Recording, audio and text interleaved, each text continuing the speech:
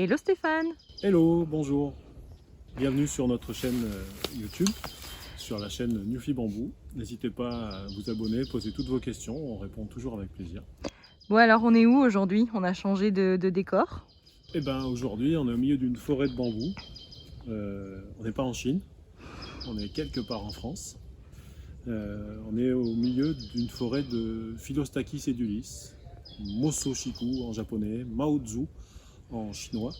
Le Moso, hein, c'est le nom le plus utilisé, ou encore Philostachys pubescens. Et donc c'est le fameux Philostachys edulis.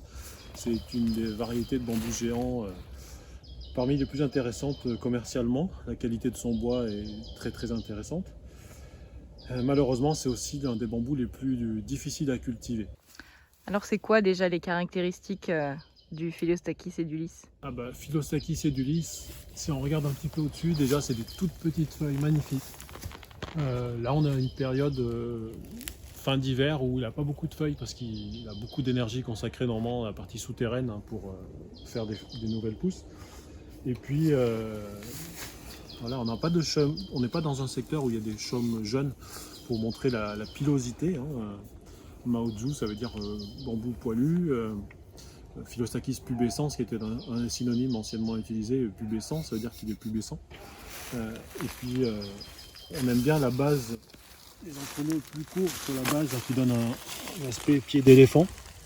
Voilà, puis on est sur des diamètres assez conséquents. C'est un gros bambou géant, voilà, de climat tempéré qui résiste vraiment bien au froid, qui naturellement est présent en Chine dans des forêts. On a a priori plus de 2 millions d'hectares de forêts naturelles de Philostachys edulis en Chine, donc de Maozu. Voilà, donc c'est économiquement un bambou parmi les plus importants dans les bambous chinois. Les Chinois aimeraient le planter dans des zones plus au sud, tropicales, mais malheureusement il a besoin d'hiver froid pour bien se développer. Et donc il est originaire d'où ce bambou? C'est un bambou chinois. Il est originaire de Chine. Il est présent en Chine naturellement dans les provinces du Jiangsu, Zhejiang, jusqu'au Hunan, Henan. On le trouve dans beaucoup de provinces de Chine, au Sichuan également, dans le sud du Sichuan, dans le sud-est du Sichuan. Il y a beaucoup de mers de bambou, ce que les Chinois appellent des mers de bambou. C'est des forêts naturelles en fait de Philostachys edulis. Et ensuite, les Japonais l'ont introduit au Japon au XVIIIe siècle. Après, il est allé en Europe, bien sûr, avec l'arrivée des bateaux à vapeur. On a pu emmener les premiers plants en France. Et en France, il est arrivé au XIXe siècle à la bambouserie d'Anduze. Et du coup, on trouve quelques beaux spécimens un peu partout en Europe, d'ailleurs, parce qu'il pousse assez bien en Europe. Et il est également exploité aux États-Unis. Il pousse assez bien dans beaucoup d'endroits aux États-Unis. Donc on peut dire qu'on en a sur presque tous les continents, mais pas par exemple, à ma connaissance, en Amérique du Sud où ils ont des bambous tropicaux. Voilà. Lui, il a besoin d'un climat tempéré avec un hiver très marqué. Et tu disais quand même qu'il était un peu difficile à cultiver? Oui, c'est vraiment le plus désespérant de tous les bambous en fait. Il est vraiment difficile, capricieux, très exigeant. Il a besoin d'un sol très riche. Il a besoin d'une certaine qualité de sol pour lequel il est intransigeant. S'il n'a pas, il ne pousse pas. En Auvergne, on a l'exemple de Pierrot. On mettra le lien vers le paradis de Pierrot, qui est un blog tenu par sa petite fille, où Pierrot exploitait 3 étangs pour faire de la pisciculture en amateur. Il avait des très jolis étangs avec des poissons. Il a mis des bambous tout autour. Et il avait visité dans les années 70 la bambouserie d'Anduze. Et il a ramené il l'appelait le Mazel, parce que la bambouserie d'Anduze appelée pubescens Mazel, Philostachys pubescens Mazel. Et donc son Mazel n'a jamais poussé. Moi j'ai connu Pierrot, ça faisait 40 ans que son édulis était planté sur la commune de Palières, dans le Puy-de-Dôme. Et chaque année, il lui faisait 4 ou 5 pouces, grosses comme le petit doigt. Voilà. Parce qu'il était dans un terrain lourd et argileux. Il n'a jamais poussé en 40 ans. Voilà. Il faut savoir qu'en Chine, le Philostakis edulis ne pousse qu'à flanc de colline ou de montagne, que sur des sols en pente. Il est capable de faire pourrir tous ses rhizomes en moins d'une semaine s'il y a trop d'eau. Donc il est vraiment, vraiment très, très exigeant. Et on ne peut pas trop y couper. Là, il pousse bien parce qu'on est sur pousse bien à plat, parce qu'on est sur un sol très, très drainant, sableux. Hein, mais sinon, il faut vraiment faire attention à l'excès d'humidité en hiver. Il peut pourrir et s'abîmer très, très rapidement avec trop d'eau en hiver. Est-ce qu'il existe plusieurs cultivars de ce bambou?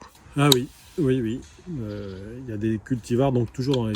Alors bien sûr, il y a toute la famille des Philostakis edulis. Notre vidéo de la semaine dernière parle de Philostakis edulis Kiko. Il y a également les Nameshimana, Luteus sulcata, Holochrysa, enfin beaucoup de cultivars et de variétés qui font vraiment rêver les collectionneurs de bambou. Mais parmi les Philostakis edulis à chaume vert ou majoritairement vert, on en a essayé également plusieurs qui sont plus résistants à diverses conditions du sol, au froid, des choses comme ça. On avait reçu des États-Unis il y a quelques années Philostakis edulis Anderson, qui est censé résister plus au froid. On avait aussi Philostakis edulis Early Purple, qu'on a testé, qui poussent mais qui ne sont pas transcendants s'ils n'ont pas le sol parfait de toute façon, comme tous les Philostakis edulis.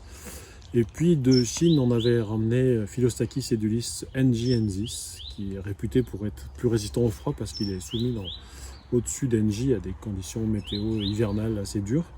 Effectivement, il est assez vigoureux et partout où on l'a distribué en Europe, on a du Philostakis NJ qui est assez conquérant et qui s'installe assez rapidement. Et on a aussi Philostakis edulis mixta que l'on repère bien parce qu'il a des taches noires. Hein. Il a été mal identifié comme Philostakis edulis boreana à un moment et il est bien connu par les Chinois comme Philostakis edulis mixta. Alors on voit il fait des petites taches noires et puis il peut finir par devenir quasiment complètement noir. Là ici on est sur une plantation de Philostakis edulis mixta. Est-ce que donc le Philostakis edulis, il peut quand même être un atout économique en France? Ben oui, mais non. En fait, quand des Européens s'intéressent aux plantations de bambou, ils vont en Chine, ils voient les plantations on marche dans des mers de bambou, hein, des forêts de 60 000, 600 000 hectares de bambou d'un seul tenant, plusieurs montagnes, une région entière comme l'Auvergne remplie uniquement de ce bambou. C'est magique pour nous Européens, on ne connaît pas ça. Malheureusement, là-bas, c'est une aire naturelle, c'est des forêts qui ont toujours existé, qui sont présentes, même si les Chinois en replantent d'autres à l'heure actuelle. Mais chez nous, pour le faire pousser, c'est vraiment très compliqué. Il faut vraiment un sol qui convient, et si le sol ne convient pas, il ne poussera pas. Si le sol convient, c'est celui qui poussera le plus vite, il n'y a pas de souci. Économiquement, il ne faut pas tout miser, on ne met pas tous ses œufs dans le même panier, hein, pour faire simple. Mais s'il pousse, c'est vraiment intéressant. Mais s'il ne pousse pas, il poussera jamais. Et dans tous les cas, dans nos plantations que l'on prévoit, on prévoit de mixer au moins 7 ou 8 espèces par hectare pour prévenir la floraison. Parce que s'il se mettait à fleurir, tout fleurit d'un coup. Donc on perd tout si on n'a qu'une seule espèce. Donc il faut compter qu'il puisse pousser, ce qui n'est pas gagné tout le temps. Il y a vraiment peu d'endroits en France où il poussera correctement.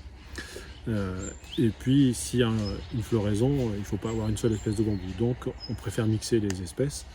Donc oui, ça peut être économiquement intéressant, mais on ne peut pas miser que sur lui. Voilà. Moi j'aimerais pouvoir le faire pousser partout parce qu'il est magique ce bambou. Mais il est tellement compliqué qu'on va préférer l'associer avec beaucoup d'autres espèces de bambous géants. Philostakis parvifolia, prominens, des Nigra boreana qui deviennent également très gros, et bien d'autres, mais pas seulement lui. Ça sera beaucoup plus raisonnable dans nos plantations que l'on fait actuellement. Ok, merci beaucoup Stéphane. Eh ben avec plaisir, à bientôt sur notre chaîne Neophy Bambou. N'hésitez pas à rebondir, à discuter, posez vos commentaires. Posez vos questions en commentaire et puis n'hésitez pas à partager nos vidéos et voilà, à bientôt, bye bye.